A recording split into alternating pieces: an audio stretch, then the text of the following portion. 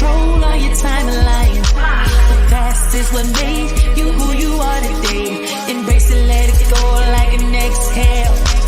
Remove it, remove it, remove it. The muzzle is off.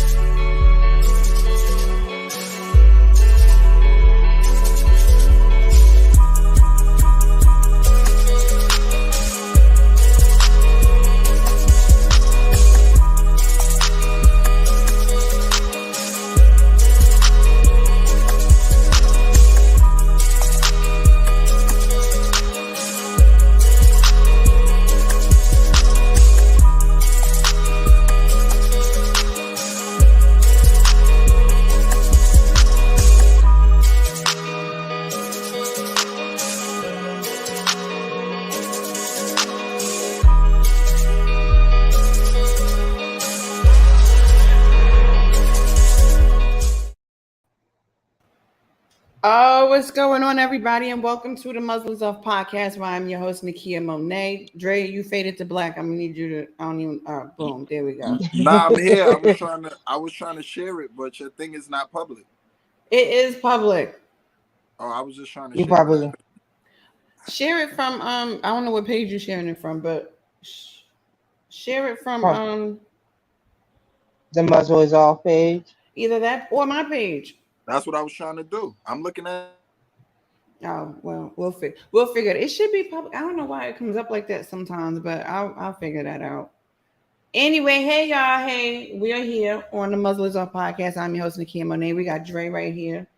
We got Gail here. Say hi to the good people. What's up, everybody? Now listen, I think everybody in these social media streets have seen the fiasco of crap that has been going on in these social media streets for the last few days, right? We all saw, if not, I'm going to get the video queued up in a second. Bishop Lamor, what's his name? Whitehead? Lamor Whitehead. Yeah, Whitehead. We all saw the video of him being robbed in his church live stream on a Sunday. And then we saw the entire fiasco play out between Larry, between Genesis Warren, between King Giles. Everybody had their own spin and their own take on the things in which happened, right? And I want to start this off by saying I believe everybody is entitled to have an opinion. But when your opinion then becomes disrespectful to the person in which something has happened to, you should be able to hear the fact that a person says that they feel disrespected by your opinion. Whether you are a vlogger, blogger, whatever the case may be, you have creative control over your own content. But when someone feels disrespected by your content because it's pertaining to or related to them, everybody got to handle that. Y'all go ahead while I work over here and queue up this stuff so that the people can understand what the heck we're talking about. Dre, you go first. Dre. I'm gonna let you handle this, Gail. You got it. I think it's just been a fiasco. That number one, I don't think should have been played out over social media, right? If you're going to have a conversation, my opinion, not Bible. If you're going to have a conversation about something that you saw, whether it be in the news, whether it be on social media, no matter where it's at. You're gonna have a conversation. Let's have an intelligent one and talk about what has happened and how it has affected all parties. Not one where we get on mocking, laughing, calling people out their names. Let's start learning how to have an intelligent conversation around these issues that we're dealing with on a daily basis. And so it's just been a mockery. It's been a sugar honey iced tea show for the last couple of weeks in the black church. Period. Yeah, I definitely agree with that. My concern is I get things like now we're into the virtual and the streaming aspect of church and worship services and different things like that. I get all that. I didn't see it on any other page. I actually woke up from a Sunday nap, and anybody that goes to church on Sundays know them Sunday naps is powerful.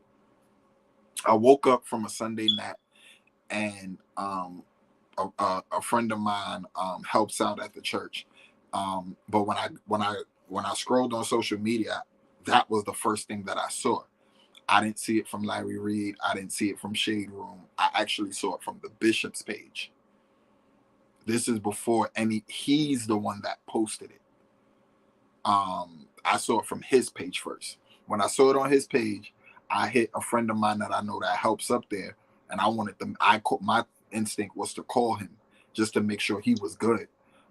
He let me know that he had left prior to all of that going down or whatever, so he actually wasn't there. He went to go to his church service. So he did what he needed to do, and then he did. My thing is, in instances like that, when it's a difference between somebody else posting it and you reposting it. When you as the leader of the church have access to that content and you post that content and you share that content, you open yourself up for opinions and different things. To me, that was a private moment. What I would have done, if I felt like people needed to know, I would have taken the live down. I would have deleted it. I would have removed it, and I would have went live myself and just let people know, yo, this is what happened at my church today, da-da-da-da-da. You posting it, now you give room for different opinions. So now people are watching everything that you're doing. Then you open up a good friend of mine who goes to your church. Now he's being attacked. So the dude that was sitting in the back that people was making fun of, saying he was in on, that's a good friend of mine. That's my guy. And the way people was portraying him, I'm telling people like, yo, he's not even like that. He's a world-renowned DJ. Like he has money. This man quit his secular job, his regular job, because he's making amazing money DJing. You know what I'm saying? He's not the thug type of dude. Hold up. Just in case no one has seen the video. I'm back here working, okay? Oh, you have it? Yeah, I'll be trying to figure out life over here, okay? I'll be trying to figure out life. So me and Gail could share this live? I didn't do that part. Oh, that's the part I need you to get to. You know what? I can't. I can't with Dre today. What did he say? He gonna say that's the part he needs you to get to. I need you to make this page public so I can share. It is public. Wait a minute. Hey, Jamel. Oh, Jamel, what's up, bro? What's going on, y'all? What's going on, Gail? What's going on, cuz? What's good, family? Nothing much. Hey, chilling. bro. I'm chilling. My cousin don't love me no more. He don't even call. I don't even have a cousin number. Praise the Lord. Yo, you fronting. Okay. I haven't called you for the new year. You're right. How that work? You're right. I love you though, man. I love you too. I was going through some things, but I survived it. Listen. Hit the click track right there. if you ask Kia, I was ready to go over there and beat that nigga up. So. Oh my. Okay, we not going. Wait, wrong. I mean, love, he guys, was though. He really was. I was. We not I was. I was. He really was. All jokes aside, he really was. He was like, that ain't what we here to talk about. Right. We Right. could make a show about Rumble. That's another conversation. Rumble, if you like. Yeah. You know what? And I'm gonna say that nicely, just in case someone got something to say about him being up here and his whole situation. We know. Shut up. It's just that simple. Let's talk. We all got situations. Let's talk about yours. But I just wanted to put that. I just want to put that out there, just in case someone got some slick to say. Shut up, because we know that's my brother. That's it. Hold up, please. I got videos to show. Pause. Here we go. Me in the spirit. We got a lot of. That's the wrong video. Wait, right. I was about to say. Shut up. Don't judge me. That was the other video. Yeah. That was a video from last year. This video. Hmm. I think you did a topic on that one too. That was the dude from the other church. Yeah. Y'all church people always be giving me content. I tell you. Hold up. I gotta change I gotta change the format. It won't download it because it's coming up as a movie clip. Y'all go ahead, talk. I'm be over here mute. That was just, I just thought he was dumb. I didn't think he was dumb. I just thought it was not smart for him to release that video. Like, you open yourself up to, I don't know, Jamel might know more than I do because Jamel got his ear to the streets. Jamel know people, so we could have, I want to hear it because he been going in. I asked Key as soon as we got on, I said, yo, is my cousin coming on? Because this nigga been going off all week. All week. So I really want to hear what Mel got to say. Go ahead, cousin. You know, I just feel we have to learn how to check our emotions. Because when we're emotional, we say and do things that we normally wouldn't do. Because our emotions will push us to do rash things. You know what I'm saying? And the more emotional you become, even according to medical science, the dumber you become. Because now you're reactive instead of having a well thought out, concise plan on what to do, how to move, what to say. You know, so it's like, you know, we have to be careful not to move while we're emotional. You know what I'm saying? Like, I'm a very emotional dude. And, you know, if my loved ones or if the people that I care about are in danger, or they tell me, yo, this and such happened, or I know such and such happened, I already know. It's in my head, it's war.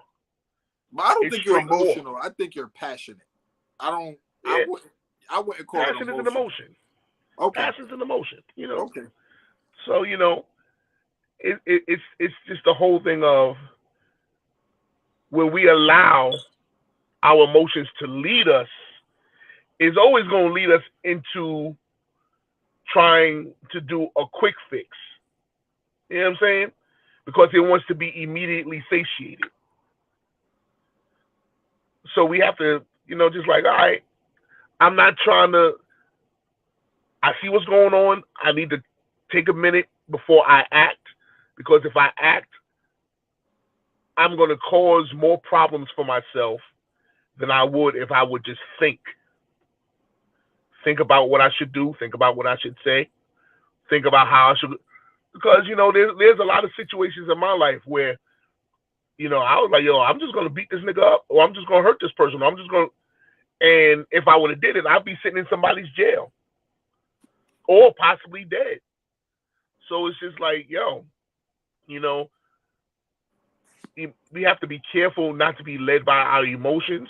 And then the other part is, you know, just be more wise in the way that we move. You know, if we don't move with wisdom today, especially as now being older, I'm not in my 20s. I'm not in my 30s. Now I have to think like a grown man. I have to put on my grown man outfit.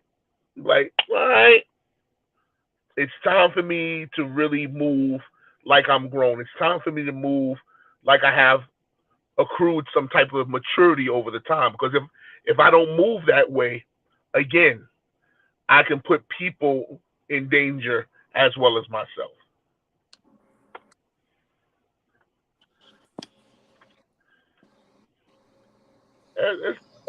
Those are basically my commentary. You said the a more we lot talk, without saying. You said a lot without saying nothing. Oh, okay. What is it that you want me to say? Because yo, bro, I know you, Jamel. Like, you tap dancing. No, not at all.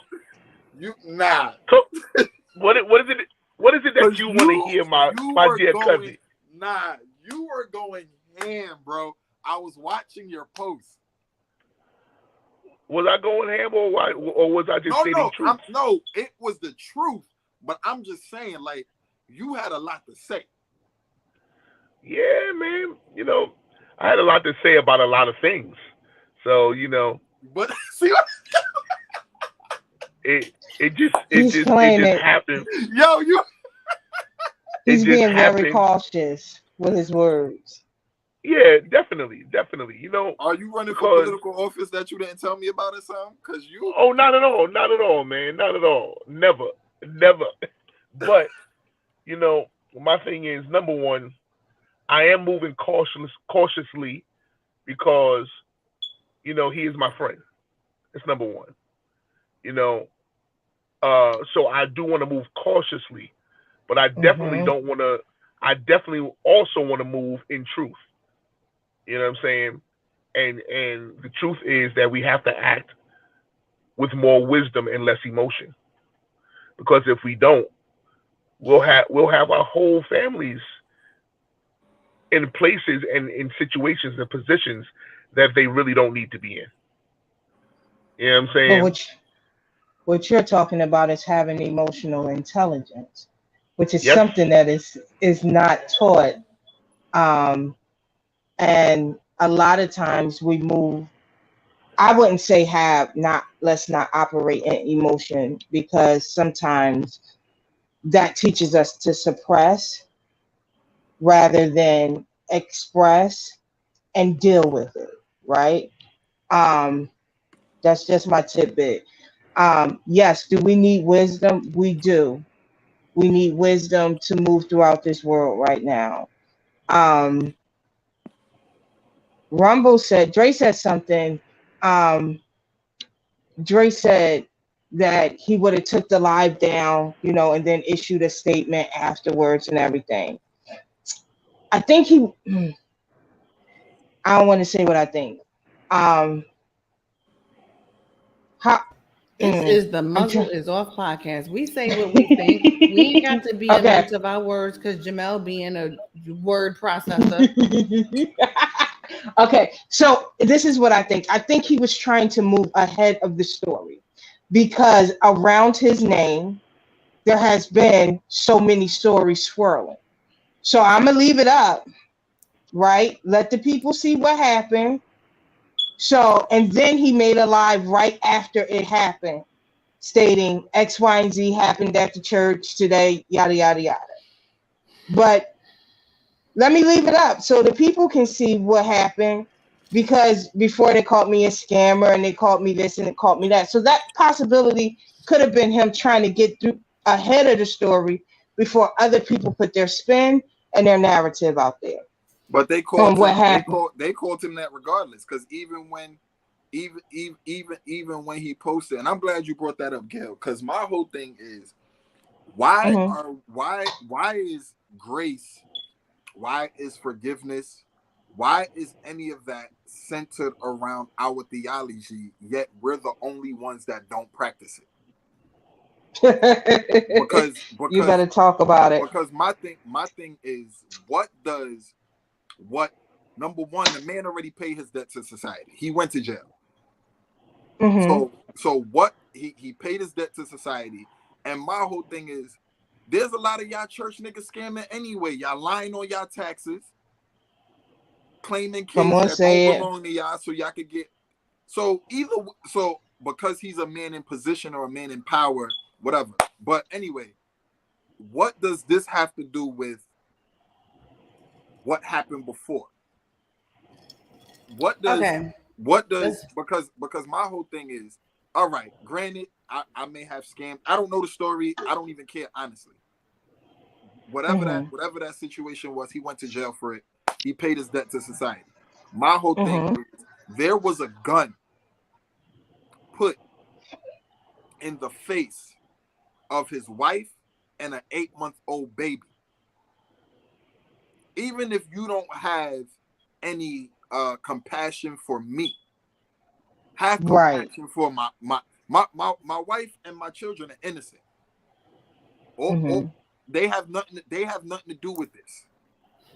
So for people to make fun of a situation or call it karma, or like, to me, like, that's dumb. Okay, let's pause. Anybody that hasn't seen the video, I'm over here working tech magic and stuff. Here we go.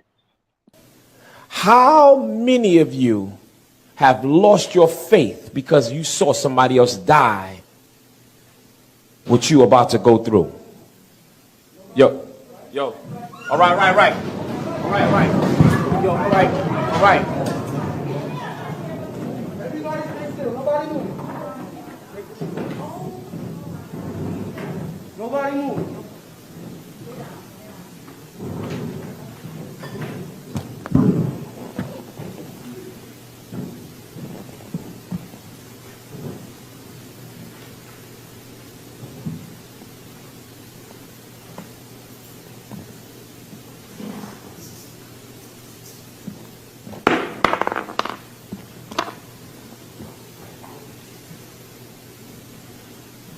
Nobody move.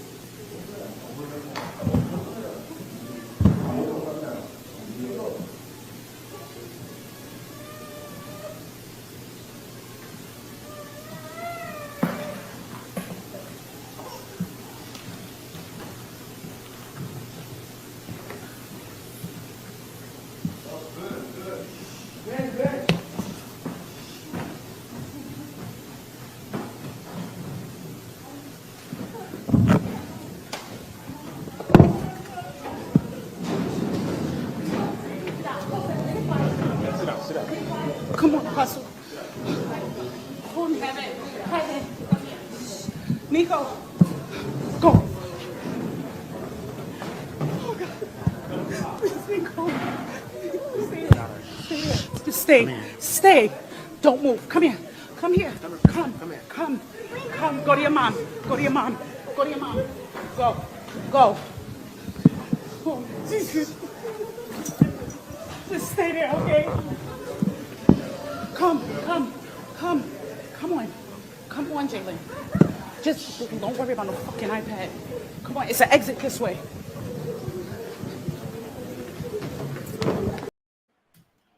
All right, so listen. That video was live streamed on Sunday.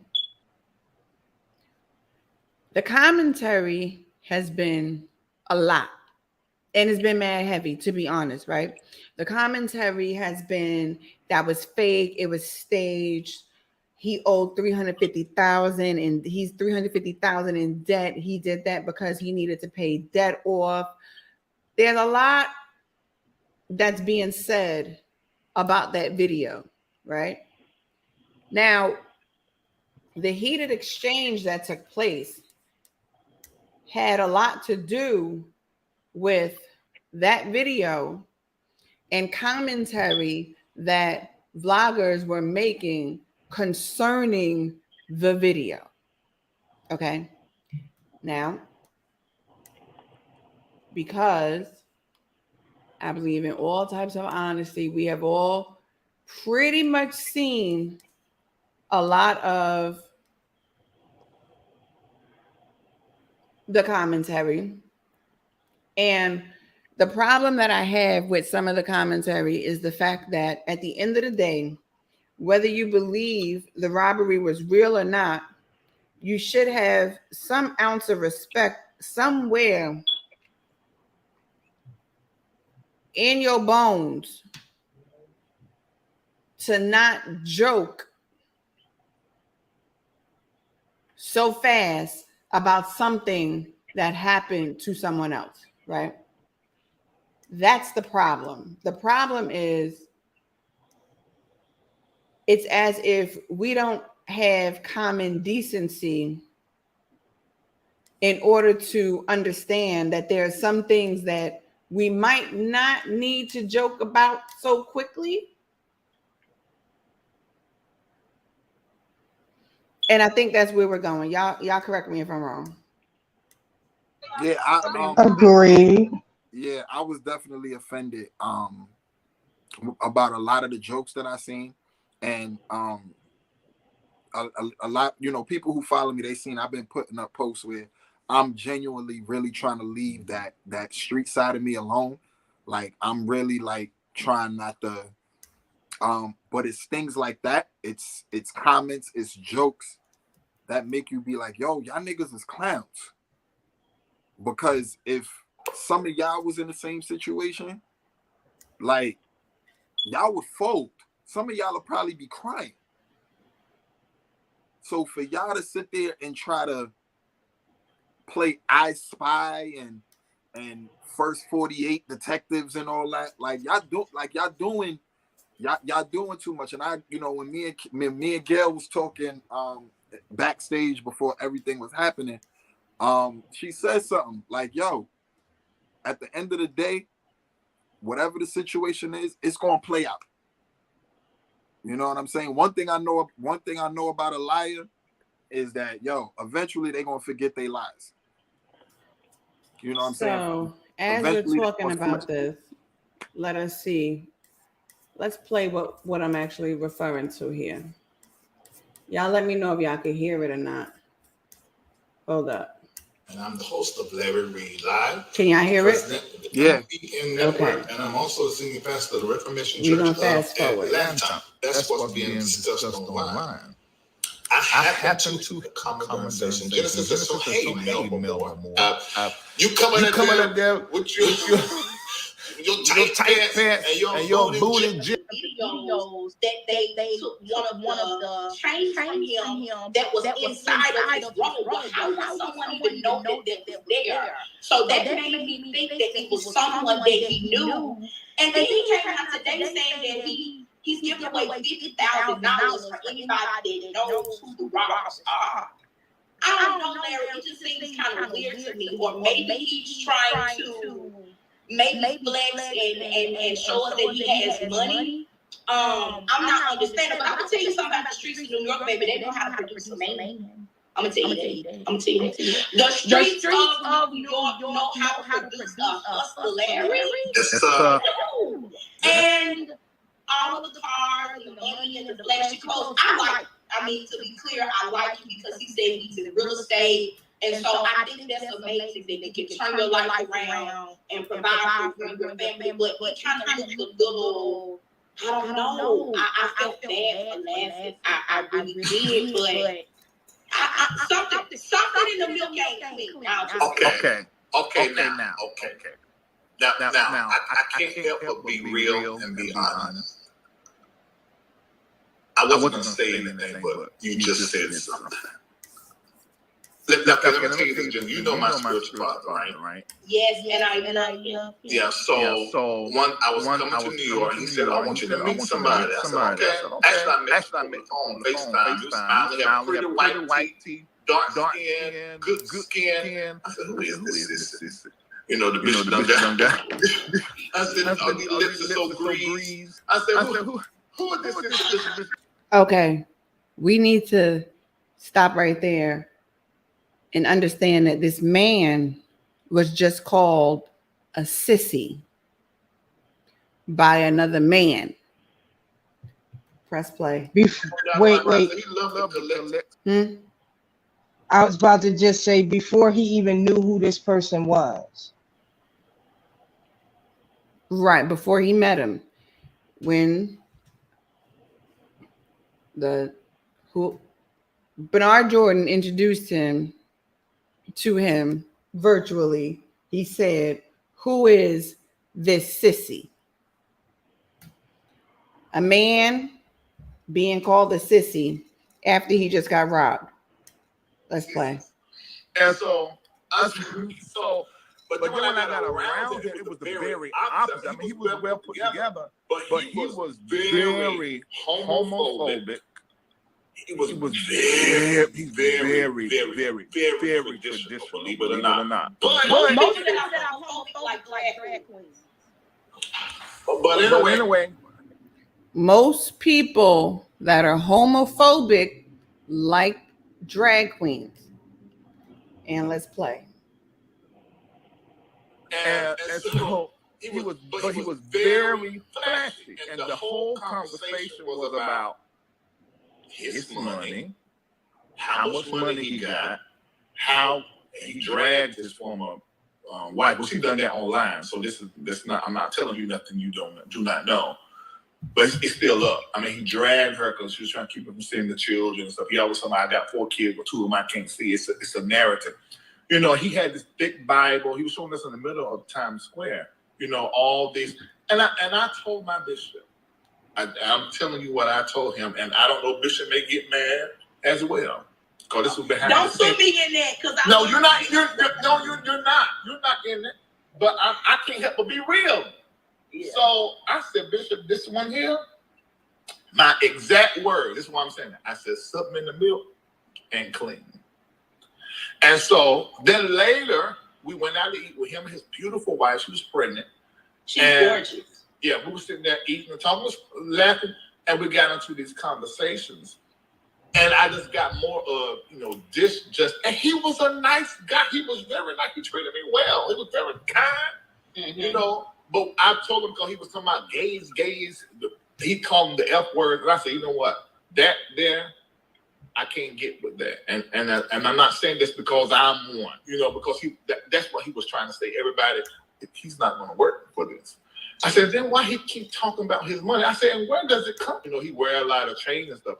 When I tell you, me and Bishop had just got our colorgans, and it's like he went and got his colorgan, the same color as mine, which only were like 200 of them made. The same color as mine to like prove I can do this too.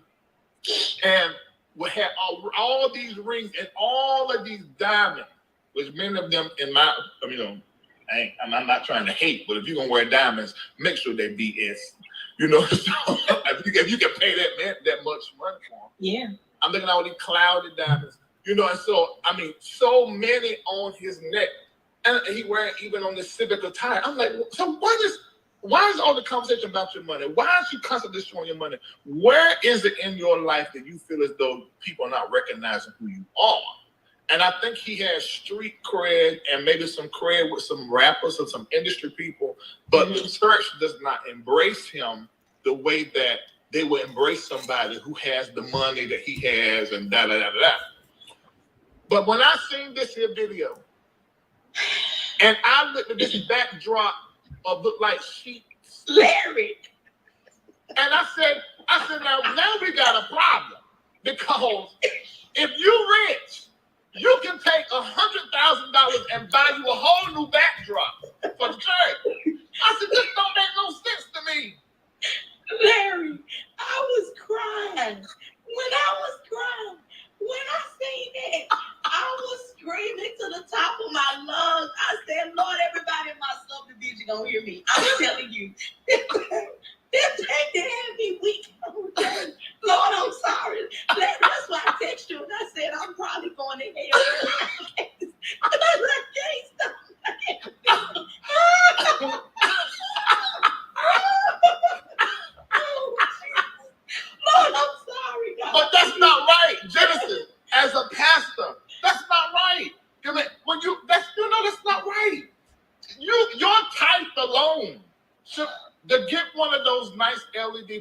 so y'all seeing all my studios and my mental studios. I got one in my church. Just pray we can hurry up and get in it. But I got one right there back there. That's what I'm saying. If you rich, it's $80,000. Write the check to the ministry and buy it. A smaller one, 40 and 50,000. You can afford that. Take one of them chains. Why is y'all walking around here in Brooklyn and where your church is at? And you got hundreds of, like when I go to LA, everybody know I like diamonds. I don't wear all of that stuff when I go to these certain places. If I'm going to certain parts of Atlanta, I don't drive I drive something else when I Uber there.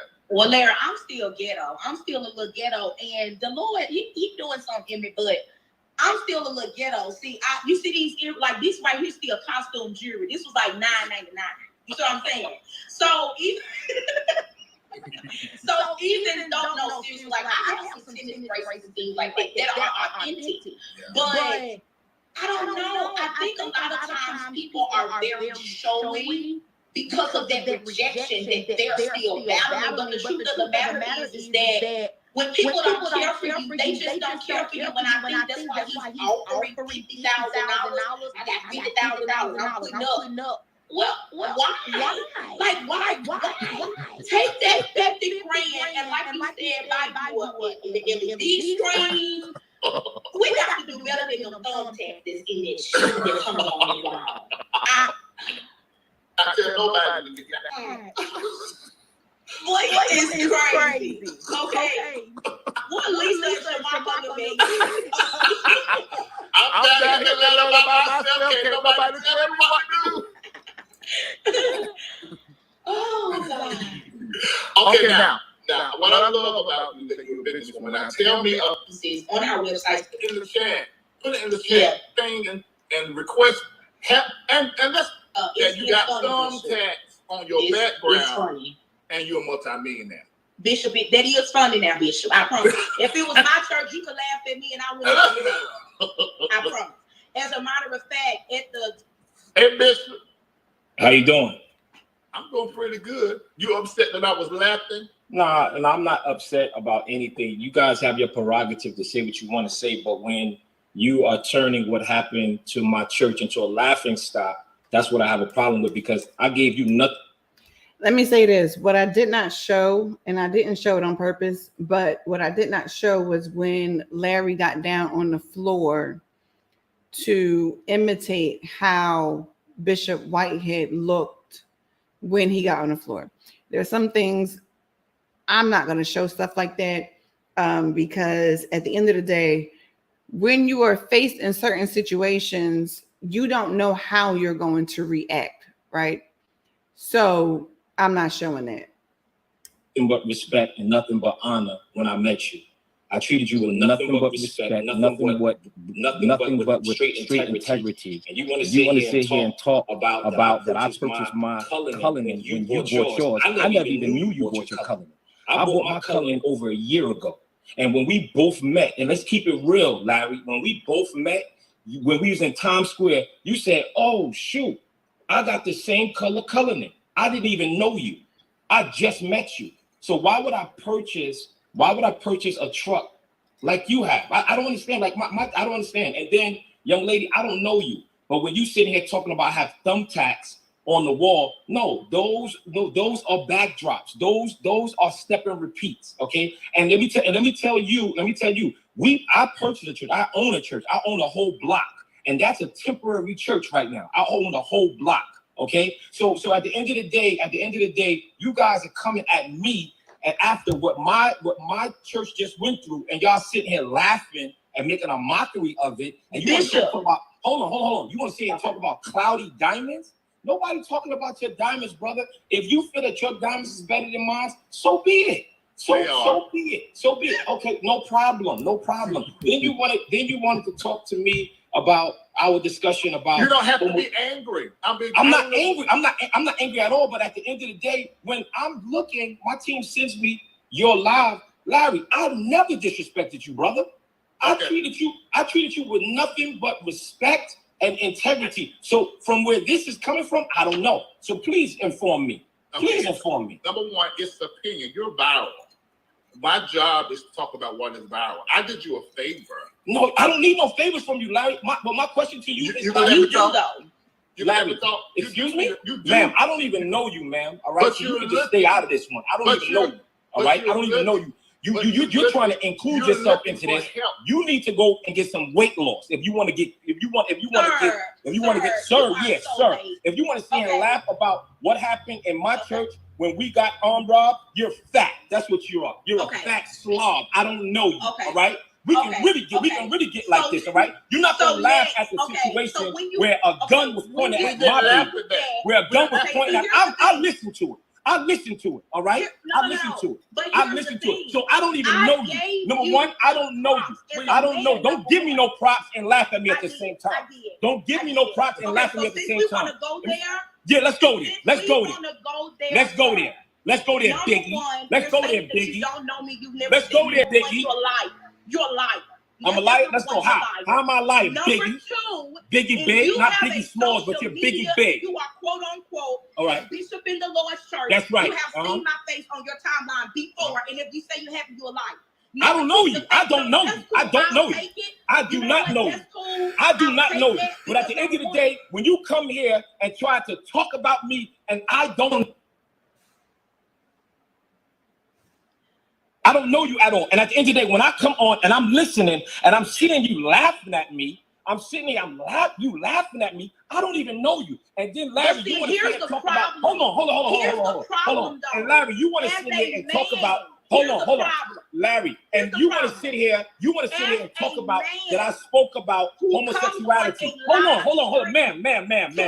Hold on one second. Nobody wants to talk to you, Biggie. Nobody wants to talk to you, Biggie. Any respect for women. No. Don't talk about women now. Don't talk about women because y'all laugh. Y'all laugh when Larry said about the gun in my daughter's face. Y'all laugh. Y'all laugh. That's what you did. Y'all laugh. That's what you did. And you want to talk about if that's really true. That's what you said, Larry. And y'all laughed. And what you did was you laid on your carpet. You laid on your carpet and pretended to be me. You're disrespectful, okay? You're disrespectful. And at the end of the day, Larry, at the end of the day, I respected you. And you want to talk about the LGBT community? We had a conversation.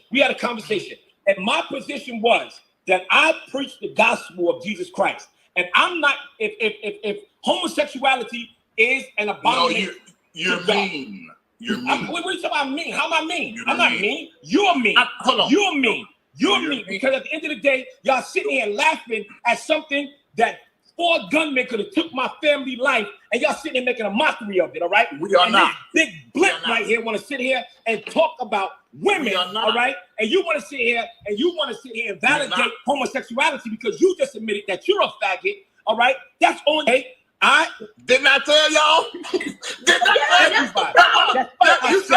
That's right. I said it. All right. So, yeah. There is a that lot was too much to this live. There's a lot more to it, right? I watched the whole thing. I watched all 51 minutes and 2 seconds of that entire live. Okay. Let me say this. Nakia Monet understands Whitehead's position. Mm-hmm. I'm going to say that. At the end of the day, before he ever got on that live, he was called a sissy. At the end of the day, before he ever got on that live, Larry got on the floor and imitated him while he was on the floor. And it was because he said when Whitehead, I was going to Lighthead, sweet Jesus. When Whitehead did his video, he said that he told the people to get down. And they said they didn't hear that. And they're right. They didn't hear it because it's not in the video. Perfectly fine. Right? Because he also dropped the mic. So we don't know what he might have said off that mic, on the mic, whatever the mic. I don't even care. My personal opinion about that video is invalid. I share that personally with people that are my personal friends, right? My personal opinion about that live stream is not for public consumption. I thought this was the muzzle is off. No, but there are some things that are personal. Everything that drives the muzzle is off also does not mean that I can't have personal conversations that are kept in private, because my life are you using your not preacher public, voice, right? Are you using your preacher voice? Shut up. Because right? Because my life is not public. My life is private. I choose to take the muzzle off on certain things, which I'm taking it off on this. Let me say this. Anybody that knows me, y'all know I was on Larry's platform when the whole situation happened a year later, right? We all know that. That is not a secret, right? You know, and I also have a lot of respect for Larry for what he does when people are in need, right? Because at the end of the day, the majority of people like myself that goes on Larry's platform, it's because we have been muzzled and there hasn't been a way for us to get our stories told, right? Larry has his own platform for what he does, whether we agree with it or not, right? Everyone has the personal right to tell their own story in their own way. I will never tell any person, man, woman, or child, that they cannot tell their story. However, when a person is not telling their story, but you are making commentary according to their story, they have the right to react to your commentary, period. Genesis Warren and Larry were given their commentary to a story that literally had just happened the day before. At the end of the day, there is a such thing that is called too fast, too soon. Okay? And sometimes we have to use, when I saw everything playing, I said, I have nothing to say outside of my personal circle, right? Because everything isn't for me to speak on in that moment, especially not publicly. Now, as a woman, if I was his wife and I had a gun pointed to, and mind you, I've had guns pointed to my head, okay? Because I am a person that lived a certain lifestyle. Perfectly fine. I'm okay with that. When you have a gun pointed to your head, one of the first things that flash before your eyes is your entire freaking life. Now, when I had a gun pointed to my head, I was young. I hadn't even lived life. So when you imagine what's her name? Lady Asia holding her baby, having a gun pointed to her head, as a mother, your initial reaction is, I got to protect what's mine. This baby is mine. As a father, you have to lay there and watch, because as he's on the floor, he's looking to whom? His wife. My job is to protect, to provide, and to profess. I can't even protect her because this got a gun to me. So the only thing I could do is lock eyes. Now, what I will say, Those were some of the calmest robbers I have ever seen. Nobody moved.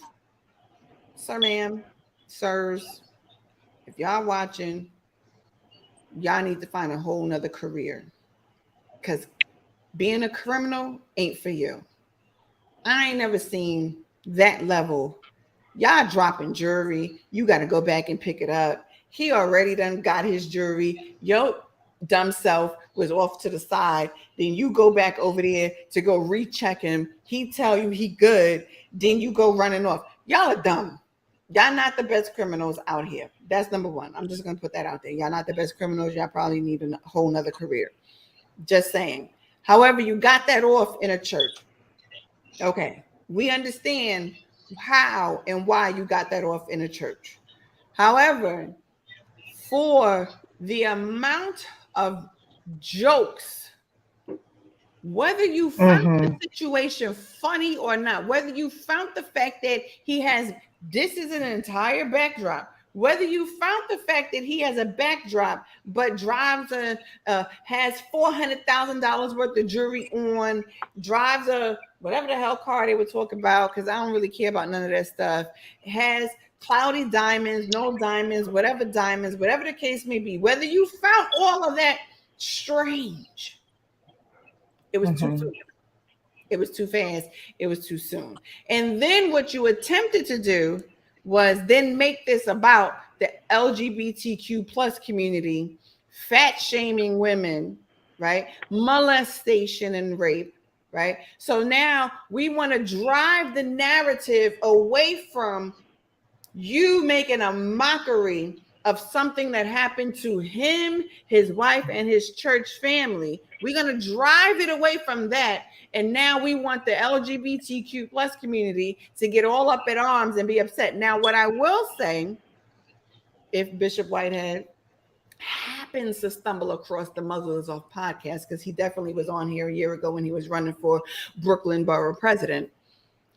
What I will say is, the fastest way for you to ever commit political career suicide is to say the comments that he said publicly, in which this 51-minute video has not been taken down. So everyone has every single screenshot, screen record, whatever, of everything that you just said concerning what do they call it? BBW women. I had to think of it. I'm like, what is it? BBW women and the LGBTQ plus community. You use derogatory terms. You personally wait. It is derogatory. Here. So it was okay for him to be called a sissy, though. No, so I'm come on, Dre. I'm gonna tie this all in. Yeah, tie it in, tie it in, Dre. Let me tie it in. There was never anything okay, and this is why Gail's part of the LGBTQ plus community. Is sissy an acceptable term in the community? It is not. Is the F word an acceptable term in the community? It is not. Why are we not upset with Larry for using sissy, but we want to basically hang this man on a cross for using the F word? Why is this acceptable? But it goes back, and again, Kia, you of all people know, I never agree with Jamel. So this hurts my heart. Wait a minute. Is this an agreeable moment? This hurts my heart. Right. This goes back to what Jamel was saying earlier when he said, you have to be careful how you respond when you are emotional. Jamel, I wasn't listening to you because they had me over here in IT Wonderland. Yeah, so basically Jamel was just talking about, handling situations like this and handling it while you're in a overly emotional state. And you can, and I paid attention after Jamel said that. I was kind of glad you fast forward to Bishop Whitehead's part, because you can see, but then you also, like, I feel like if I know Jamel is overly passionate, and I know if Jamel hears something about himself, I'm not gonna green light Jamel. I'm not gonna send him something knowing, yo, right now is not the time because it's still a sensitive time. So I'm not gonna be like, yo, bro, look what they're saying about you. As a matter, I'll probably defend him before I even send it to him. And let me say this: whoever, Bishop Whitehead, your team should be fired. Right? Yeah, I was out as he was talking. That's one of the things that I was thinking. I'm like, yo, who's responsible for your whole team should be fired at the end of the day, because you're in a highly sensitive, emotional state. I am not going to send you something that is going to trigger you more. Pay attention to what they were saying. Larry was like, "Why are you so angry?" But this is the thing. What, Jamel? Because Jamel over here. This is the thing. First we have to realize that just because people may be around you don't mean they're with you. You're right about that. That's true. That's one. Number two, you understand what I'm saying? Number two, because I am an emotional person and I have the propensity to be a hothead. I know when situations arise that have me at the center and could set me off emotionally, the very first thing I do is I detach myself from everything that's going to be connected to that situation, because I know me. We have to take the time to know ourselves, because if we don't know ourselves, if we don't take the time to know ourselves, we're going to find ourselves in situations, and then we're going to make the situation worse and worse. Let's think of it this way, Jamel, right? We had a situation where we had a caller call into the mother's office, right? Remember that? And the lady was saying some stuff, and you was real passionate about what you were saying, and people was really thinking that you was yelling at this person. But it wasn't that you were yelling, it was the fact that you were being passionate. And once everything settled, I said, Jamel was not yelling at her. He's passionate about what he's talking about, right? Very. As a host, this is how I feel. As a host, you have the responsibility to set the tone. Right? You control the stat. Yeah. While you were in the midst of what you were saying, because you were very passionate about what you were saying, your voice was raised, but I said, I know him, right? I know him. So at the same time, let's think about it, right? I'm not saying that Whitehead was right, right? Because we all, when situations arise, we are responsible for how we respond, right? We're all responsible for that. Y'all know I will flip, I will cuss in a minute. We all know this. I am First of all, don't be agreeing like that. You agreed a little too fast, right? Jasmine Ashley, I want you to know that I understand exactly what you are saying. I haven't put the comments up on the screen, but I want you to know, Jasmine Ashley, I understand exactly what you are saying.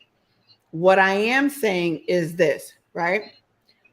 We are responsible for how we respond, but at the same time, right, as people whom are hosts and or pastors like Genesis Warren is, we also are responsible for how we react to things in which we see, right? I am responsible for how I place my commentary on a real life situation, whether I agree with it or not. I'm responsible for it. But you gotta understand. You gotta understand this, yo. Number one, you stated something. You said, because I knew Jamel. I know Jamel. Yeah. And he made sure to say, I don't really know Lamor Whitehead. No, let's say that's this. Number one. Let's go back.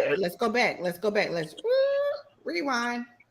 He said that because there was more to this whole video, right? He said, I don't really know him. But the very first thing he said was, because you know Bishop always attracting these sissies.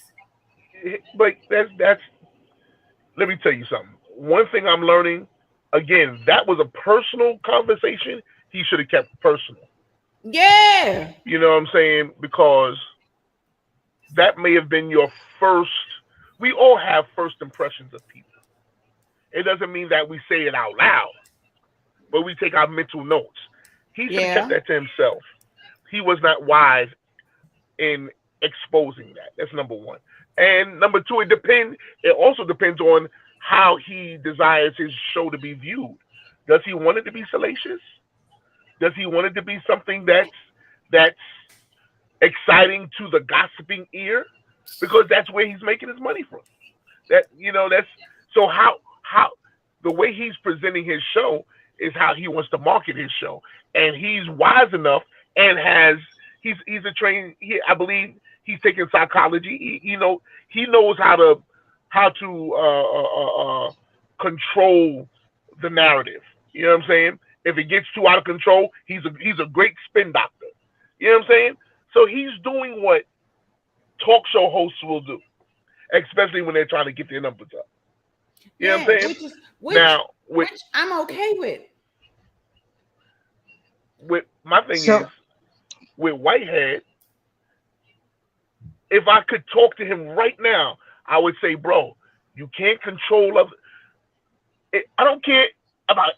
The only thing in this world that we can control is ourselves. That's it. That's where the power is. Don't let go of your power. Don't lose control. Sometimes I don't even have to say anything. Silence is a tool that the wise keep close. I don't have to respond to everything. You can call me whatever you want to call me. You can say whatever you want to say. You just said you don't know me. So what you're saying is conjecture. What you're saying is what you've heard from others or seen from others, or maybe something that you've seen in my history back in the days. But you do not know who I am. I don't have to respond to that. Wait, can I? That's easier said than done. Yes, said than done. Like for instance, when I had my situation, I was smart enough to know me, and I know it was to a point where like words couldn't be had. So I said, you know what? Let me get off social media for I see something, and then what I see causes me to pull up, because I'm not going back and forth. I'm not going back and forth with nobody on social media. I'm gonna wait to see you. But in context, you also got to look at the platform, and I think we that's another thing that we as not just leaders but just people in general, we have to really stop caring what social media has to say about us, because Larry Reid has a dope platform. So I get it. If you portray this about me on this platform, I'm going to feel the need to defend myself. That's all I'm saying. All right, can I get in here? Yes. Can I get in here? Stop fading the black Dre. You're gonna get cussed out by me. So here's the thing. Over here acting like he Jay-Z fading the black. So Larry Reid and them was in there talking, right? It's just Larry Reid and Warren in the beginning, and they doing their commentary. Somebody sends Whitehead the video. He gets in the comments. So now he's in the comments saying, now Larry Reid had the opportunity to not pull him up on stage, right? So then we wouldn't have we wouldn't have had that interaction. Here's another thing. When Whitehead first got on there, he's like me. Even though he was upset, he did not first display that he was upset.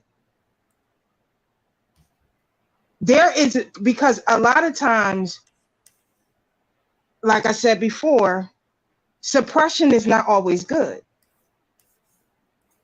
And sometimes when people want to publicly make a mockery of you, sometimes there needs to be a public exchange.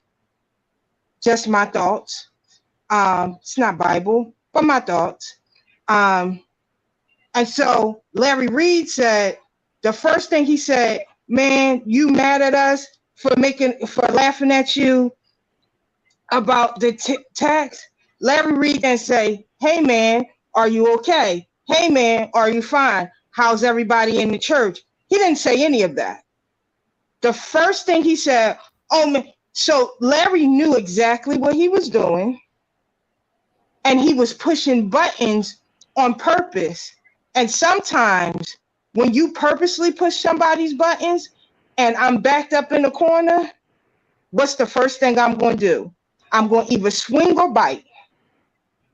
And that's what Whitehead did. That's my commentary. Okay. I hear what you're saying, but that's why I said what I said. I'm not going to give you the opportunity to manipulate the situation how you want it to go. If I say nothing, you have nothing to work with. All you can do is joke on the video. You can't necessarily joke on me. You're joking on the video. Now, when I come onto your page, if I don't come on your page, unemotional or having my emotions in check, I'm going to fall into every psychological trap that you set for me, every bait that you set. Because it was to me, I could say that Larry was definitely baiting him. You know what I'm saying? Oh, he baited him. You know, so it's like line and sinker. You know what I'm saying? And so that's why I said, if I could talk to him before that whole situation, I would say, yo, bro, don't go on that show because you're going to give up your power. You're too emotional right now. You're going to be baited and you're going to fall for it because you're not really going to want to hear what they're saying. You're going to want to get your point across. Sometimes you just don't have to say nothing. Don't suppress it. If you want to say something, say it to the right people. Hire you a publicist. Say, hey, this is what I want to say. Now you put it in the words that it needs to be put in, that it can be received by others. And don't do like Kim Burrell and hire a lawyer. You know what I'm saying? Publicist. Right. And once you do that, you protect yourself. You protect your aspirations. You protect the things that you worked so hard to build. You worked hard to build a reputation in the community as someone who gives back. You worked hard to build your reputation as being a credible bishop or a credible man of God. Now, in just that small amount of time, everything's in all question. that is out the window. Everything's in question. Everything is out the window because now we know that your home was raided 3 months ago by the FBI, right? But that's not. I get what you're saying, Dre. That's not relevant, right? But no. It don't even got nothing to do with being irrelevant. At the end of the day, everybody has something. Everybody has got something. And my thing is, why do we pick and choose what part of the Bible that we gonna follow? We quote scriptures when we quote scriptures. We quote scriptures to support us being messy. We quote scriptures to support us exposing people. All of that is done. Now, who's gonna sit there and go to the brother and be like, yo, you know what? Yo, you have potential. I see what you want to do. You know what? I'm going to restore you. I'm gonna help. Like, who gonna do that? Well, I mean, they did a whole big apology today. I'm not restoring no damn bishop, though. The thing is, see, this is my thing. I hear what you're saying, Dre, but I don't give a damn about nobody restoring me. I don't give a damn about none of that. You know why? Because the power lies with me. If this is about me, then the power lies with me. You don't ever have to restore me. All I have to do is continue to do the work that I was supposed to do and make things happen. In time, it'll restore itself. We depend on, the church has put out there that, oh, you need one of us to restore you. Man, no. That's not hear what I'm saying. Let me finish. No, but that's what y'all love to quote that scripture. Restore. What is it? Restore one another. For such a one in the spirit of meekness. I'm not doing that shit. Right. I don't need you to restore me. I don't. All I need you to do is act as you claim a Christian should act. That's it. And if you don't want to do that, that's your business. I still have to find a way to make my life successful, to make sure that my life is comfortable for me and my family, and to make sure that I have my sanity when this is all over with. Too many preachers, too many politicians, too many people lose their minds because they place so much validation on what other people feel and think. You know what I'm saying? And I'm like, I gotta work. Whatever y'all got going on, whatever you want to say about.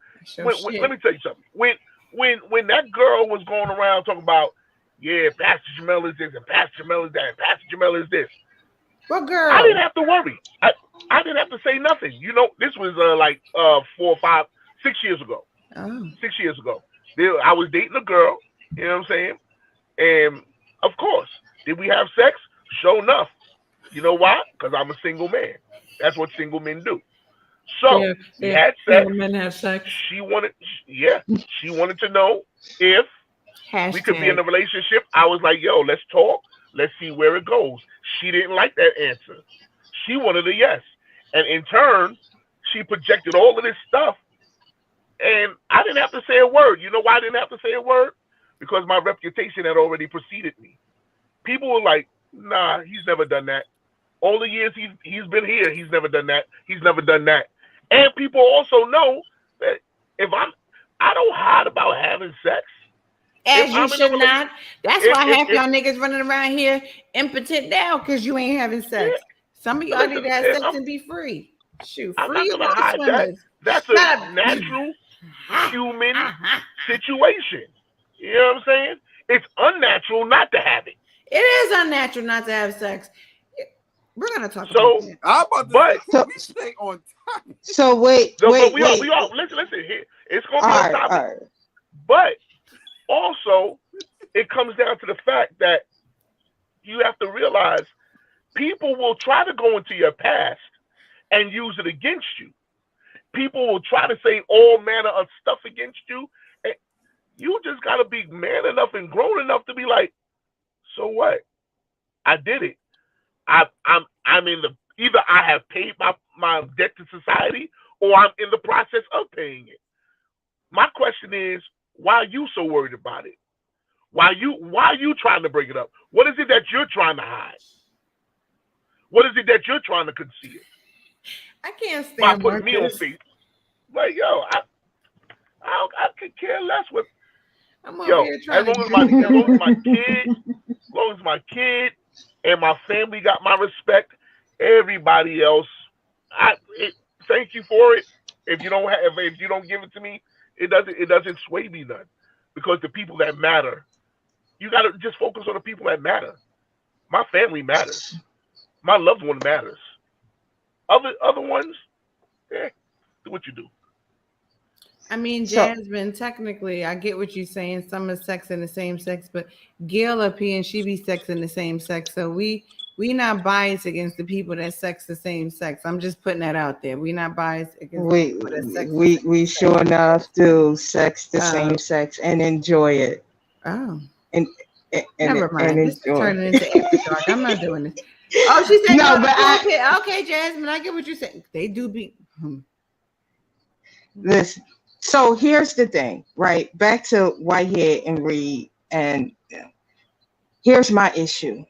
We're applying so much pressure to Whitehead and let Reid, every time he starts something, we let him off scot-free. There is no accountability to the things that he does and the lives that he destroyed, whether it's the person that the whole fiasco is about, or the families associated, or the friends that's associated. So my issue is, why do we attack Whitehead for getting angry because he was provoked and triggered? And sometimes the brain don't slow down. The brain does not become slow enough for you to take that moment to think and not react, but respond. But we don't say nothing about Reid. Because we love the gossip and we love all the stuff that he put out here, and we just love all of that. Hold up. It's how he makes disclaimer. money. Pause. Wait 1 second. Jasmine, you good? First of all, I'm Don Julio'd up, so you good, Jasmine? Go ahead.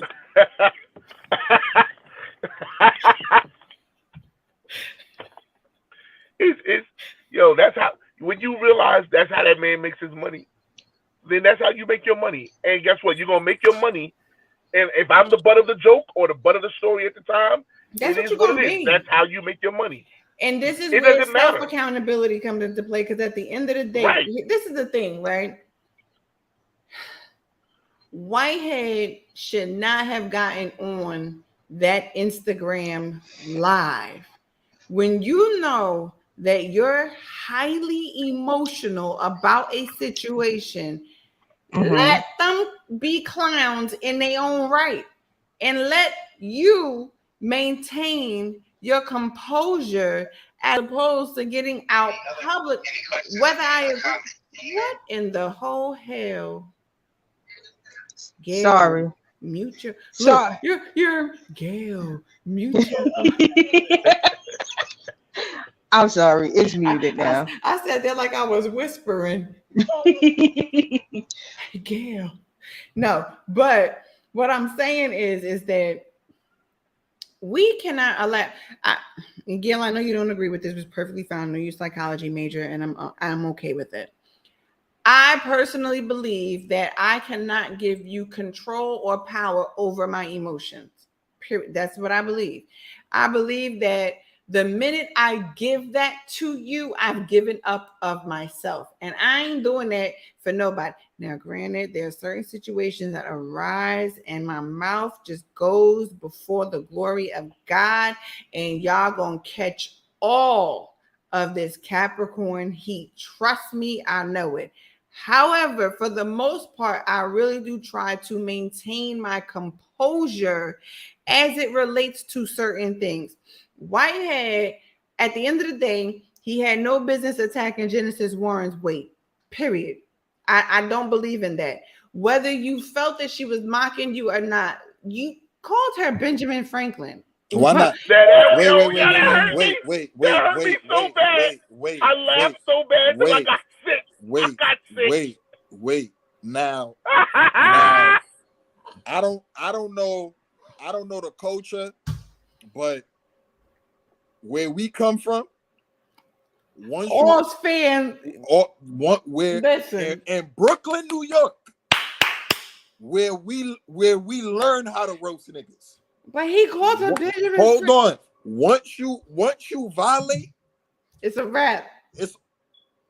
It's over. And here's the thing. And Jamel noticed. Even if it was mostly Larry Reid, the fact that you was laughing, you gonna get it too. Listen. The fact that you thought it was funny. Listen, it is. That is what we do. You know what I'm saying? But I'm like, yo, at the end of the day, man, and it's no attack on him.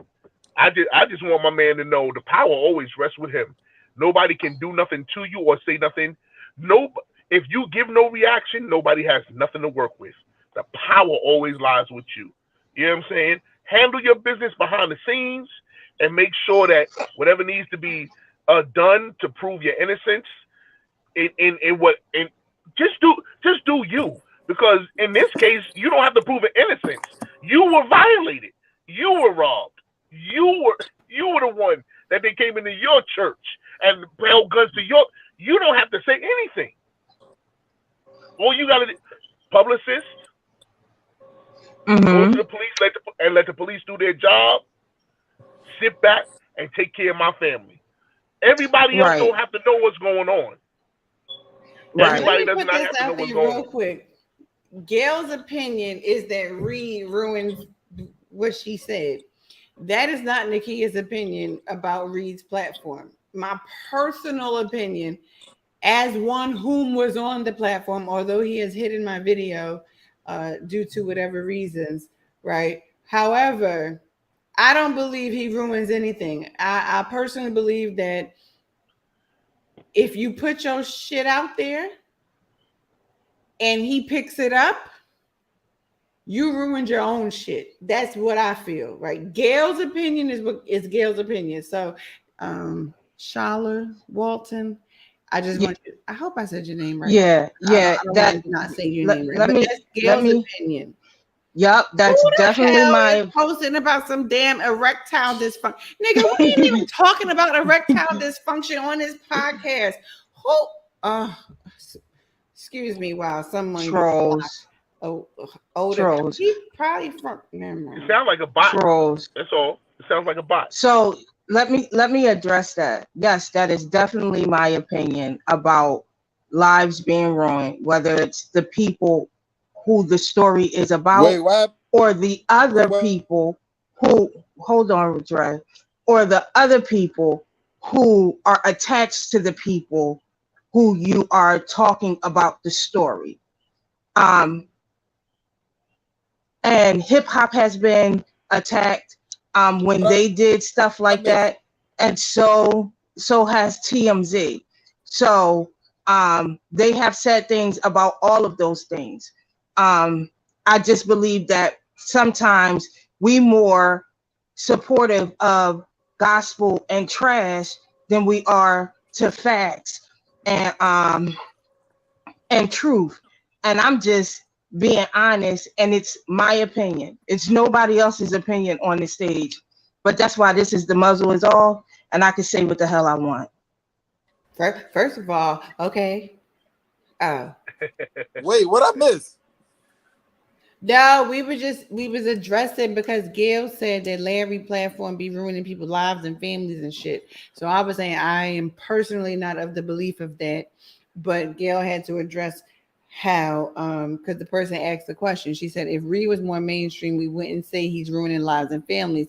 Heck, so is world hip hop, but nobody talks about that. I don't believe hip hop is ruining families either. We're only talking about Larry Reid because that's the conversation that we're talking about. But I hate all media. Jamel knows this. We talk about how media destroys or gives a stupid narrative all the time. Like it's not just him. I hate media, period, that are based on flipping truths, flipping narratives. And I think at the end of the day, there shouldn't have been no type of gaslighting. Like if you were reporting the story, report the story. But there was a lot that was said prior. So yeah, I'm gonna come in on the offensive because I heard what y'all was saying. Right, but that's why he chooses to be a blogger versus being a journalist, because there is ethical codes. That's why he doesn't want to be in the world of psychology, but he likes to play the psychology card because there's a code of ethics that he has to hold on to. See, when you know the game, then you can speak the game. Right. But guys. No, we're talking from a position of a sane world. This world is no longer sane. This world is no longer ran by rules. The rules have changed. The game has changed. Y'all are talking about a game that was for the previous situation, but all of those rules go out the window. There are no ethics in this world. There are no. Look and see how our government is ran. Look and see how our churches are ran. Look and see how business is done. That is not how the world works. Those were the ideals that we were taught, and we hold on to those ideals. But our ideals are not for this world. This world is completely different, completely other than those ethical ideas. When you have doctors putting their penis on a patient or in a patient's mouth while they're under, they took an oath. When you have judges funneling children throughout the system through the prison system, who they know are innocent, they took an oath. When you have presidents selling out whole countries, and they took an oath. Oaths, ethics, those things are not part of this world anymore. And the world is acting like it. Man, them damn That's what they're oaths gonna and do. ethics and all that stuff been out the window. You got black women that have been dying at an alarming rate as it pertains to childbirth. This ain't nothing new. This is not. This ain't nothing new. A lot of those oaths and code of ethics, truth be told, have not necessarily applied to us as black people, period. Jasmine, and I agree with you, Jasmine, Ashley, because Jasmine said her mom said, if you give the people them something to chat about, they're going to chat. Jasmine, tell mom she's right. You give the people them something to chat about, they're going to chat. But that's here's right. my thing. But here's my thing. And I think I guess, and it's not me being old school because I don't think I'm that old, but I think you're not. In the streets, there's just a certain code that I have. And the streets have a code, period. And the streets my code is compromised as well, Dre. No, well, this is what I'm saying, but I'm talking the thing about today. I'm talking about in the street life that I grew up in. So my thing is, if I call you a brother or a sister, I don't know, man. This world is just different. This is why I stay in South Jersey and I stay to myself. And that's what I'm telling you. The world is different. How the streets that we know are not the streets that they are today. The ethics, the codes, and there was a code amongst thieves and criminals. Yeah. That don't even exist anymore. Everybody is about me. It's a selfish dog eat dog world. That's what it is. And it's about the survival of the fittest. That's what it is. And my thing is, we should work our ethics and our ideals with like minds. But we should also know that most minds are not like our minds. Oh, so now that's the truth. So when I come into those arenas, that's when I have to now play things by ear, use my wisdom, learn that I don't have to respond to you. I don't have to react to you. Because all you can do, you can only do something based on what I give you. I'm not reacting to you because I know you're gaslighting me. I'm not reacting to you because I know you're baiting me. I'm not reacting to you because I know you're trying to pull something out of me that you can use against me. I won't give it to you. However, let's just be honest. Let's be honest. When you're dealing with a traumatic experience, your brain is not functioning at the capacity, at the same capacity. It's not. So we can sit here. Listen, Jim, I let you talk. I let you talk. Go on, Gil. I'm sorry. Go on. I hear what all y'all saying. Here's my point is this. Larry Reid is supposed to be at the cloth. The bishop is supposed to be at the cloth. But we're coming down harder on the bishop than we are Larry Reid. And I find that to be atrocious. I'm saying public. I'm saying the narrative is. You're a psychology major. You know what type of psychological craziness is going on in this world. You know that. You know how I do. Media, and you know how the world right now don't care for good information. The world is about entertainment right now. Everything has to be entertainment. Everything has to be funny. Everything has to be a joke. Everything has to be salacious. Everything, because there's this craving to be entertained. Dance for me. Do this for me. That's the world. That's the world. They're gonna come down hard on Whitehead because they need an escape. That's all that is. And my thing is, that's why I said you can't concern yourself with all these people who are under heavy psychological manipulation. You can't. Yeah, I get what, but we never call the Reids out. We let them keep on doing what they do. Just say you sound like Larry. That's all.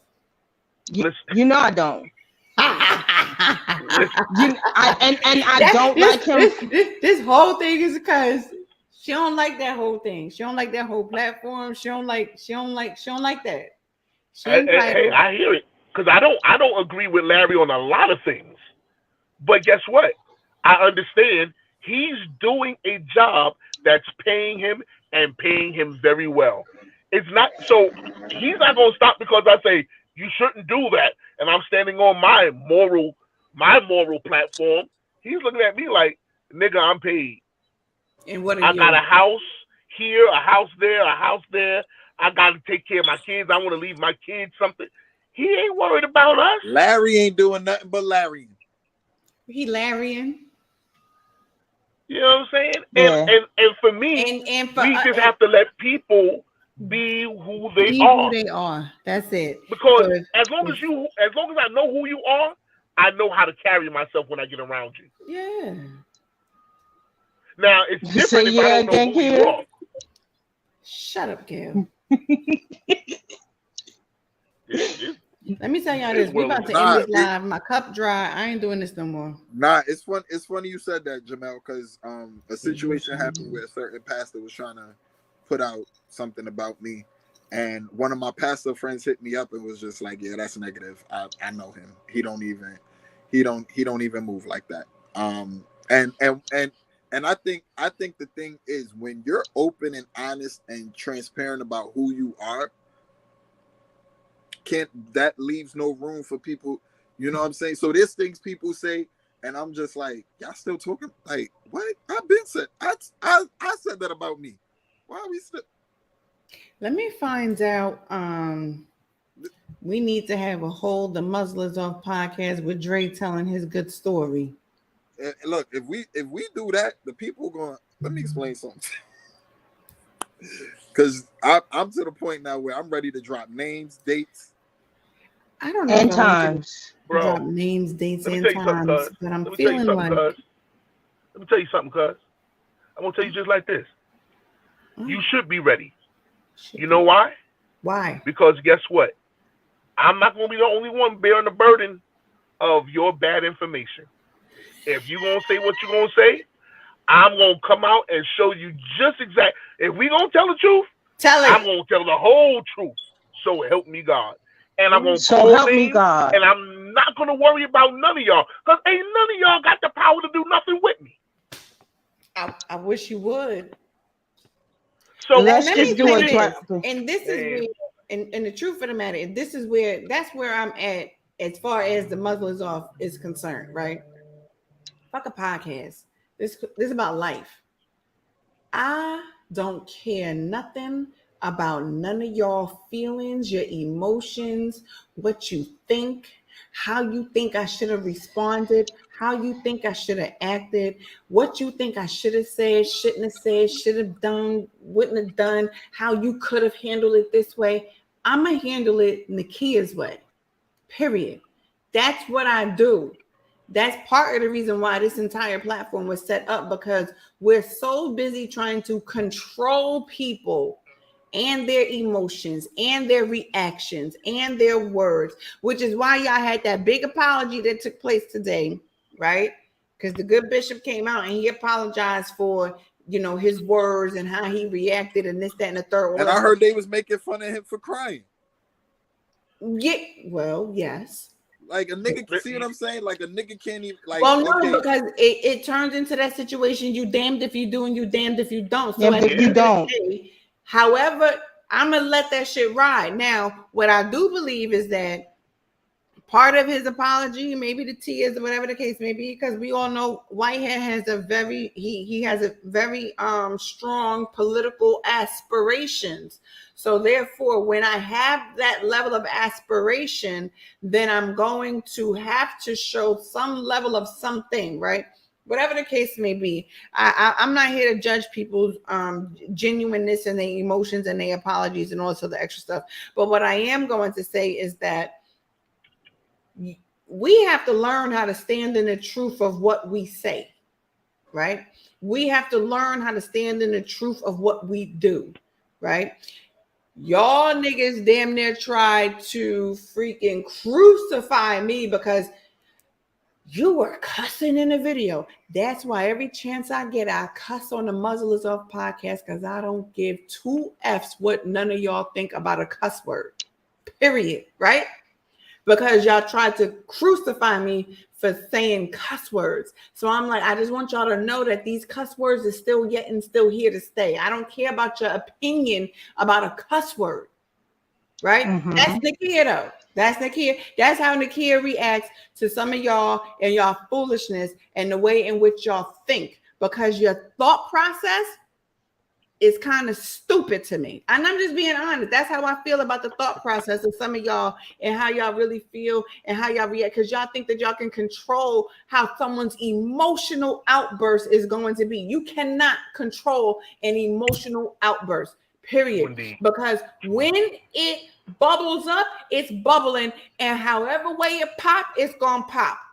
That's how that is. Indeed. Thank you, Princess Walker. I appreciate you for being the first time viewer. I appreciate you. You know, so I'm not judging Whitehead on his emotional outbursts because I understand emotional outbursts. I had one.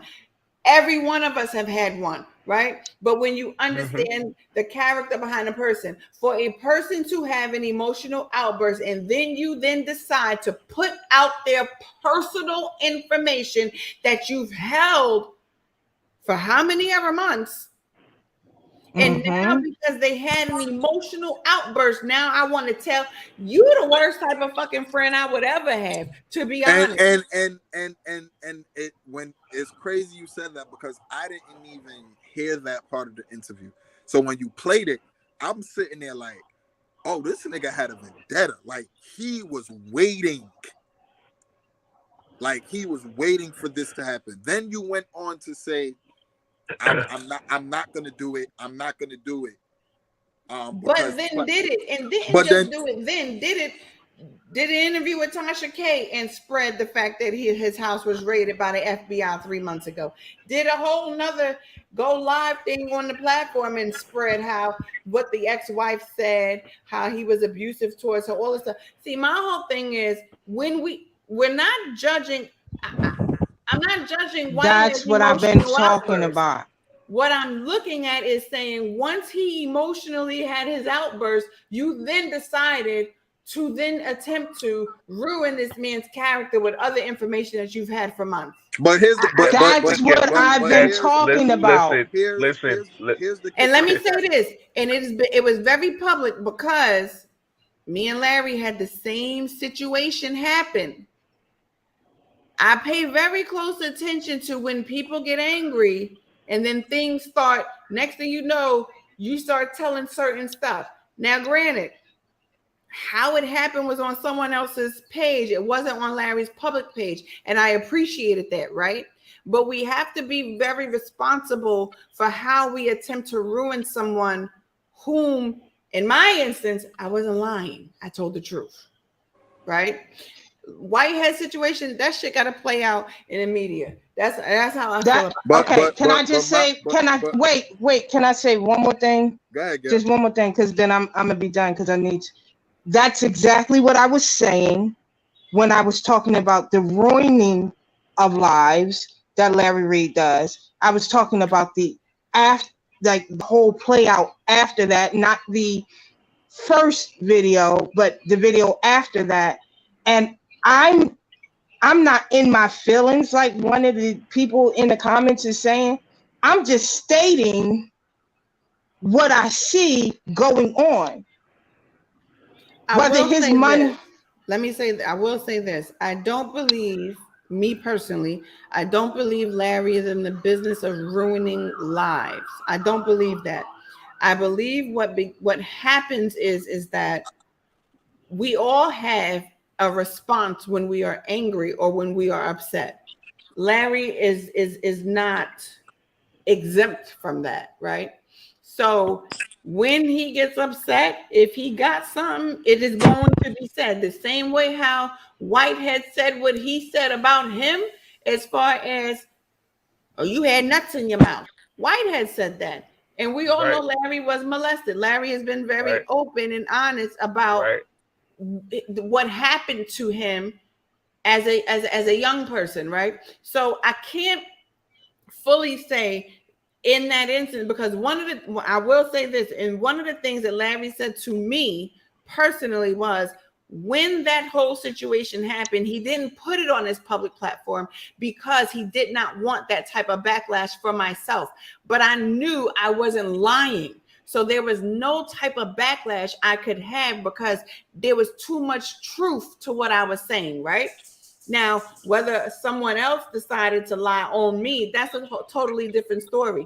I cannot, me personally, because I have personally dealt with Larry, I cannot get with the narrative that Larry ruins lives. I can't get with that. What I will say is that sometimes what begins to happen, the same way how when Whitehead got angry and he started personally attacking Larry in his own way will then shoot back in his own style. Whether I agree with it, I don't agree with what both of them did, right? I personally don't agree with what both of them did, because at the end of the day, they are two Black men.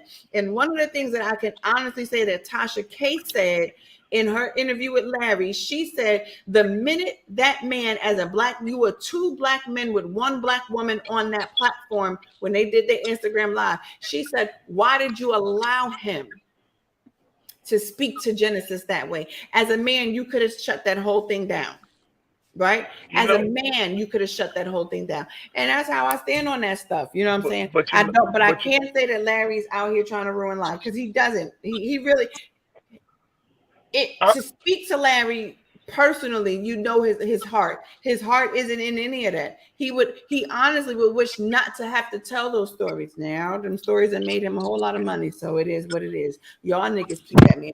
I'll just see them all on my couch in a couple of years. That's what I say. But at what point do we?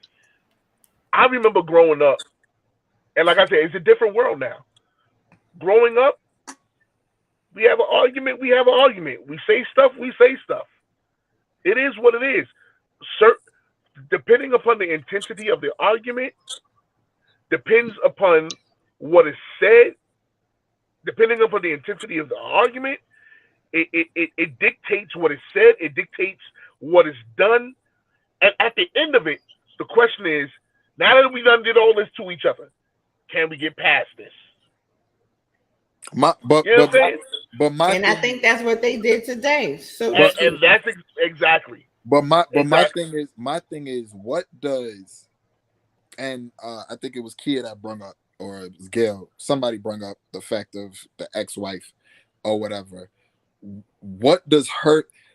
We have to take certain information with a grain of salt, because, and I say that because who he was then doesn't necessarily mean, like, we don't give people room to grow. Yeah. You know what I'm saying? Because I know for a fact, I know me, who I was a year ago, I'm not now. Who I was 5 months ago, I'm not now. So people, there's gonna be people who will probably, I'm pretty sure once I start pastoring again, there's gonna be a distorted view. There's gonna be people to be like, yo, and I'm gonna just look at them and I'll be like, yo, if that's who you last remember, then we definitely haven't spoken. We definitely have had no communication. At the end of the day, we have to understand as a people that sometimes people will constantly judge us based on their last encounter with us. And there's nothing that we can do to change that. And we should not necessarily care about that either, right? Because at the end of the day, if someone is willing to encounter me in my new... Oh, okay, motorcycle. That was a little disrespectful. Listen, anyway, I live in the hood. Hello. But if people are willing to accept us in our new, then we just grow with that. I don't worry about people that want to judge me based on their first encounter with me. You know, because that first encounter might have left a good lasting impression on you. And I am okay with whatever impression it left on you. If I was cussing you out, if I was praying for you, if I was prophesying to you, if I was teaching you, whatever that encounter was for you, shut up, Dre. Whatever that encounter was, let it be what it is. You know what I'm saying? And I'm okay with that. And I think we have to learn. I think we as a people have to learn how to be okay with other people's opinions as it pertains to us. I don't give a damn if you like me or not. But I'm at that place right now where your acceptance of me or rejection of me literally doesn't make me shit. It doesn't quench my thirst, and it damn sure as hell don't make me no money. So that's how I feel about a lot of that stuff. I don't care about that stuff, and neither should you, Dre. When you do start pastoring again, if people have an opinion about whatever it was that they have an opinion about, you got to let them have their opinion and keep moving forward. We don't care about that stuff. I know what you're saying, but what I'm saying is as far as them bringing about Whitehead's situation with his ex-wife or whatever, there are some things that are just literally unresolved. Everybody know when I talk about Fatty, I talk about it because it's what happened. Now, whether he's changed or not, that ain't my story. I ain't part that story. Someone else would need to tell that change story. Tell that part. I can't tell that part. That's not where I ended. See, this is I didn't end with change. This is the thing. People are always going to have a thought about you.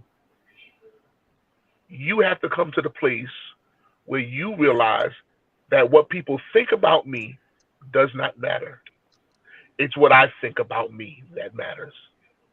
Because how you think about yourself is how you will maneuver and navigate through life. If you keep the right perspective concerning yourself, you're going to be able to go through a lot of things. We're all going to go through pitfalls. We're all going to go through situations. We're all going to go through things that other people may paint us out as villains. And sometimes we really are the villain. But guess what? Own it. If we just keep living, own it. That's it. Own it. Because when you own it, then you have the power over it. Yep. It's when you keep trying to, I don't care whatever you want to call me, whatever you want to say. I'm only here for the certain demographic and the certain group of people that I have any type of influence over. And I have to make sure that I'm being my best authentic self to them.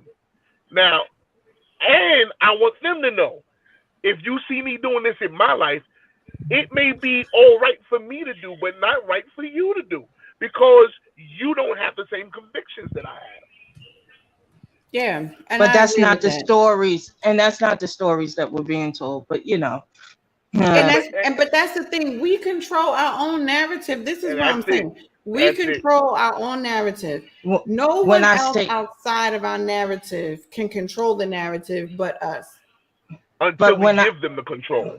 I ain't giving you. But when I say that, I'm not saying that from an adult perspective. I'm talking about from growing up. You don't get that story. That's not the story that you're given when you're growing up. So you have to learn that story over time. And everybody has not learned that story. What? And everybody won't. We can't be concerned with that. I have to be concerned with what I know. Everybody. If I'm concerned about everybody, I'll drive myself crazy. If I'm concerned about everybody, I'll be trying to please everybody and kill myself in the process. That's not what I'm job. saying. But I think Gail and Jamel is basically saying the same thing. I think what it is we have to whatever life wherever we are in this pivotal moment in life, you're gonna affect who you're gonna affect, whether it's negatively or positively. In life, I can't worry about who is thinking what about me. If I'm living the best that I know how to, if I'm living a transparent life, an open life, saying, yo, there's parts of me that I need to work on, there's parts of me that needs to grow in certain areas, then guess what? There's people that's going to be around me that's going to be affected by that positive energy. And whoever is not, is not. I can't stress over who's not. I can't stress over who's talking, because like Jamel said, if that's the case, you'll be fighting battles every day. And at some point, and you know this, Gail, as someone who knows psych, mentally it's going to play a part on you. You're going to get drained, not just mentally, but Right. emotionally. Listen, I know that. That's why I'm saying exactly what I'm saying. Yeah, that's because why I was saying the same thing. That's why I'm saying exactly what I'm saying. Because if you don't deal with how you got to where you are, that from your childhood that had the influence in making you who you are, and you don't deal with those pitfalls, because we don't just come out of the womb thinking that we know who we are. Those things are taught to us. We learn those things through perception of how we feel the world is going to be. And sometimes things get in there that's not supposed to be in there. And that's what I'm saying. Everybody doesn't. Everybody got to do their own work. That's what I'm saying. Yeah. Everybody doesn't get to their work. Everybody doesn't get to that point at the same time. That's okay. That's okay. We ain't saying y'all got I don't have to worry about, am I there? Am I doing the necessary work? Right. When others who are doing the necessary work are doing it, then like minds will come together. But I can't worry about that. I have to worry. Is Jamel doing the necessary work? Is he becoming that person, that best version of himself? Is he doing the shadow work? Is he going and correcting the situations that got him in what he was in? Because if he's doing it, then I can be an influence to others. And I can only influence who has an ear to hear me. Those that don't have that ear, I can't be concerned with them. Somebody else, that's somebody else's job. I'm not saying that. I'm not saying that we should be concerned with other people. I'm not saying that you're saying that. I didn't say you said that. I didn't say you said that. What I'm saying, I'm telling you what I'm saying. When we learn how to deal with us, then we'll be able to work with others better. Everybody, I put up a post yesterday that there's so many people judging and so few helping. Everybody wants to judge, but we all got something in our lives to work on. Do your work. The ones that's judging are usually the ones that's not doing their work. And I can't pay them no attention. Right, because when you judging, when you doing your work, you ain't got time to watch what somebody else doing or where they falling short at. Can't. And again, if we can just, all of us are going to have fallouts with one another at some point in time. Can we get past it? I fall out with everybody. Can we grow past it? Me and Can we be fall better? out. Not yet. It's coming. I ain't say nothing. I ain't say nothing. Me and Kia ain't never. Nope. That's because we Capricorn, so we already know how to deal with. No, Capricorns, we unite. We know how to deal with each other. We good. Here we go. We good. Here we go. And no, that's not. No, They be capping. No, that's exactly what they be doing. They be capping. That's not saying. Let me say what y'all not gonna do. Y'all ain't gonna come on the Muzzle of I'm talking about Capricorns. Okay, first of all, that's what we're not gonna do. That's why I got a whole group called Capricorns, the most misunderstood sign. Right. With over 37,000 people. Y'all ain't gonna That's do all this. right. That's all right. And guess what? We're gonna work past that. Wait a minute. Jasmine, I'm over here rocking with you, about to be all up in your mother's accent and stuff, because I know she West Indian, because the way you write it, and you're gonna say y'all caps are cap. Wait a minute. No, don't do Jasmine. Don't Jasmine. No. Do your good work, Jasmine. Ashley. Look, Jasmine, don't do us Capricorns like that. Oh, that's right, Princess. Thank you, Princess. Capricorns on the gosh. We start the year, we finish the year. Can't no y'all know how I feel about Capricorns. Wait a minute. Jasmine said all 37,000 of them need lots of Jesus in prayer. Jasmine, I'm about to send you an offer. What's your cash app? I think Jasmine is an Aries, though. And no wonder she would feel that way about Capricorn. No. Like I think her birthday is in April. Jasmine, tell me if I'm wrong. I think her birthday is in April. Marcus, I don't like. Marcus, I don't like Taurus either. But Jasmine said, "Yes, I am." Yeah, Jasmine, I knew it. I know. Yeah, I know Jasmine. I know Jasmine. Let me tell you something. Y'all ain't gonna come up on the Muzzles off talking about Capricorns, okay? We ain't having that.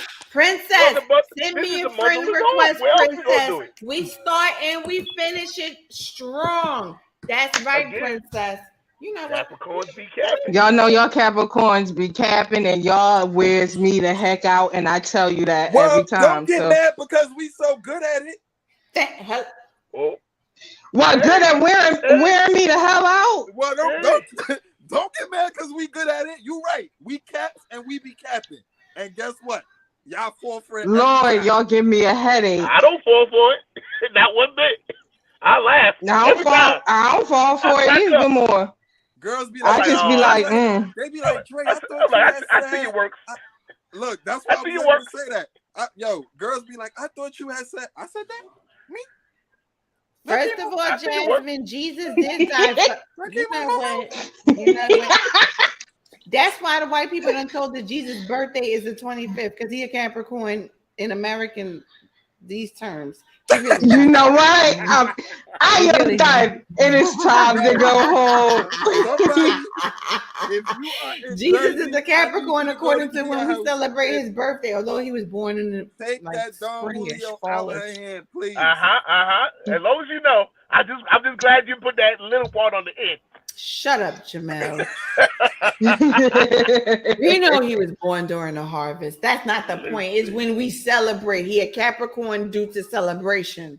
We celebrate things out of that's like somebody celebrating my birthday in July. I'm looking at you like, are you stupid? First of all, please do not get Jamel started. Look, Donnie said accent needed. You know, wait, Miguan. You know, no. I can't do these accents. All right. Y'all know I'm not an accent. I don't have an accent. Somebody put some up there until Spanish. You get mad. You're right about it. Y'all saw my Spanish. Did y'all see my video when I was singing in Spanish? Because the folks did not know that my grandfather Puerto Rican. I could do that. See? Put some up in Spanish. Where the Spanish people at? Listen, her New York coming out a little bit right now. Right here. But Jamel, you're not in the comment section. First of all, Jamel is like Cameron in Paid in Full. He's from everywhere. See, Jasmine, I can do that. Hola, mi amor. Thank you, Jasmine. I hate Cameron with a passion. I can't believe you just said that. Cameron in Paid in Full. He's from everywhere. He's from Uptown. Never. I've never that. Russia. Only two places. One dive through America. I'm doing this. Dominican Republic. Tony, with you. Yeah. Pull jazz from battery out. I can't, huh? Don't do that. Well, one of y'all do it. You do it, Dre. I can't read. I can't see the comments. Yeah. You gotta hit the chat button. Hit the chat Y'all button. hit the chat button and then hit comments. I had them. You know what? Y'all are haters. McWan, I had that part. You probably practiced that. You probably had to say that a couple of times and practice that at other times. She's gonna dive through the phone. You know what? That's fine. I'm over y'all. You know what? It's over because now y'all done got me all about my good bag. I'm done with this whole conversation. This is how it happens. Send me a friend request. Princess, Capricorns unite. You already know, okay? Because they hating over here. And Jasmine, just because you're an Aries, I'll still accept your friend request. So I'm just putting that out there. I'll accept it anyway, although you call us besides my cousin Nicole, Jasmine is one of the dopest Aries that I know. What the hell is a chicken back? What? Who the hell eats chicken back? You know what? I got something to say about chicken backs. Country folk. I ain't eat no damn chicken back. The back of the chicken ain't got no meat. That is disrespectful. I can't. Yo. Chicken backs ain't got no meat. That is chicken back should only be used for soup. That is so disrespectful. I just read what Jasmine wrote. I am crying. Oh my! Yeah, I can't. You know what? Now I can't. You know, look, don't send me no messages. I ain't gonna send you no messages about me having a Charlie horse either. It's okay. I had a lot of water today. I'm putting it out there, don't he? Somebody putting it out there because I had caught a Charlie horse in like my hamstring yesterday, and he over here talk about more water, less. Okay. And I ain't had nothing to say because he was right. Because Lord knows when I caught that Charlie horse, I was sitting right there at the bar. I was like, ow, wait a minute. Do you remember the last time? You know what, girl? Oh, sorry. Shit. You know what? I just had to laugh. I just laughed. And this is why we out. 2 hours and 2 minutes into it. We out, y'all. Until next week. Goodbye. Later.